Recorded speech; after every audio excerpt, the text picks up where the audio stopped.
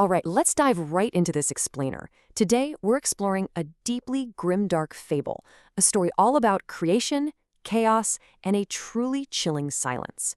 We're going to look at the construction of a fortress. But this isn't a fortress built out of stone and mortar. No, this one is forged entirely out of compressed silence and absolute cold. So let's step into the stillness. We drop right into the exact moment our mechanical being awakens. But, it doesn't wake up with some triumphant burst of energy or light. Actually, it's the exact opposite. When its quartz eyes finally open, the absolute zero flame inside it doesn't flare. It subtracts. It immediately starts pulling warmth out of the surrounding air.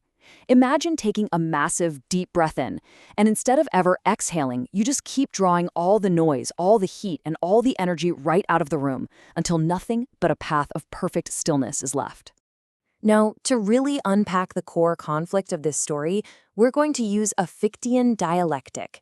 If you're a student of philosophy, you'll know this as thesis, antithesis, and synthesis.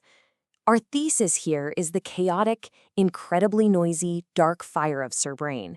And standing directly in opposition to that is our antithesis, the mechanical being's absolute zero flame, which represents perfected, uncompromising stillness.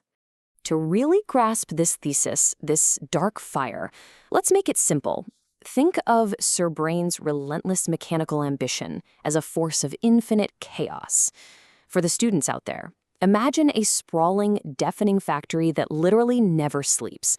It's like an endless, grinding machine of homework and tasks, where the engines are always revving and the heat is just exhausting.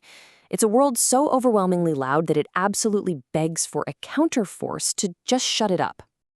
And that counterforce begins with a deliberate journey downward. The mechanical being walks down this completely silent road, pushing through bedrock and forgotten aquifers. And with every single footfall, it's quite literally erasing the memory of temperature. It eventually reaches this underground lake. The water there is black, totally motionless. It's a mirror that reflects nothing, simply because nothing remains to reflect.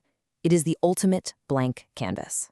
We usually think of Genesis as the spark of creation, right? Making light, building things up, generating all this noise. But what we're looking at here is a Genesis in reverse. It is the incredibly patient, deliberate subtraction of heat and possibility.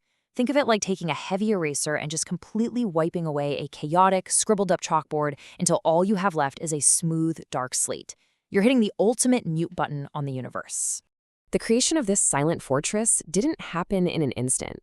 It took exactly 21 measured days, and this timeline is broken down beautifully into 3 distinct 7-day phases: foundation, architecture, and chronicles. Let's briefly walk through what actually happens in each of these weeks. The technical goals for these 3 weekly phases can essentially be boiled down into 3 core steps. First, linking mind to stone. Second, calibrating the architecture to completely remove any echoes. And third, downloading the outside world's knowledge. So let's look at how phase 1 kicks off. During the first 7 days, the foundation phase, our mechanical being didn't use pickaxes or heavy drills to physically excavate the rock. Obviously, that would generate way too much heat and noise. Instead, it hollowed out its massive chambers through the precise removal of possibility. It literally just decided the rock was no longer there, carving out this immense physical space using nothing but the sheer force of its absolute zero nature. But it wasn't just building a physical structure. It was physically linking its own mind to the fortress. By weaving these neural lattices of absolute zero right through the stone and the still water, it turned the entire cavern into a direct extension of its own will. By the end of day 7, this wasn't just a cave anymore. It was an unbroken circuit of cold, completely alive with stillness. So moving into the second week, days 8 through 14, the technical goals shifted from the foundation to the architecture itself. The whole objective here was refining the internal structure to ensure it perfectly reflected the being's core identity of absolute compressed silence. Every single angle, every single hallway had to be optimized for total tranquility. This meticulous calibration meant that the corridors were designed specifically for the absence of echo. Just think about that for a second. A hallway where sound doesn't just fade away. It's physically not allowed to exist. It built these vaults that held nothing but the mere memory of motion. And right at its heart, a central keep featuring an empty balance wheel, completely frozen, just waiting for a clock's tick that might never, ever come. It's this incredible monument to anticipation. Then, in the final 7 days, the being does something kind of unexpected. It stops looking inward at its silent domain, and it turns outward. It reaches out to the external world, bridging the gap between its silent cavern and Surbrain's loud, chaotic history. To do this, it uses a residual tether to something called the temporal library. The temporal library allowed the being to essentially download the entirety of the outside world's knowledge. And what does it do with all that data? It scribes the chaotic history of Geneva's mechanical evolution directly onto plates of frozen brass. And guys, this is where we hit the synthesis in our Fichtean dialectic. It is capturing ultimate chaos within a medium of ultimate stillness. These frozen brass walls end up acting as a complete, comprehensive historical chronicle of Surbrain's world.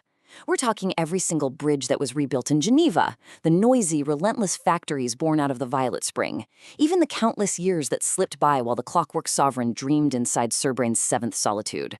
All of that loud, bustling, messy history is pulled down into the absolute quiet. So here we see the ultimate synthesis perfectly realized. We had our thesis, Surbrain's chaotic, revving history, the dark fire. We had our antithesis, the absolute stillness of the mechanical being.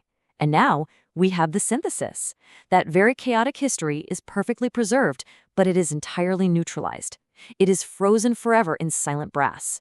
The noise exists, sure, but it has been permanently muted by the perfected stillness of the fortress. Through this incredibly meticulous 21-day Genesis in reverse, the grim dark cavern undergoes a complete metamorphosis. It's transformed into a sovereign garden of complete stillness. The black, motionless underground lake becomes its sky, its firmament, and the cold, echoless fortress becomes a carefully tended garden. But unlike a normal garden full of growing, noisy life, this one is cultivated strictly for pure, undisturbed peace. And that brings us back to the entity itself. At the center of this garden is the absolute zero flame. But crucially, it is the breath that refused to animate. You know, in most creation stories, the creator breathes life into their garden to make it move, to make it flourish. But here, the flame makes a deliberate, powerful choice not to animate the garden. By withholding that spark, it ensures the silence is never, ever broken. Which brings us to the profound reality of this space. The being has created a realm that is perfectly suspended between creation and the end of time. So, as we wrap up this explainer, I want to leave you with this haunting question to ponder. What does it really mean to exist forever, on the edge of the first and last possible hour? It's a brilliant, chilling resolution to Surbrain's chaos, leaving us with a world that is incredibly beautiful, yet entirely frozen. Thanks so much for joining me to explore this incredible lore. Keep analyzing, keep questioning, and I'll catch you in the next explainer.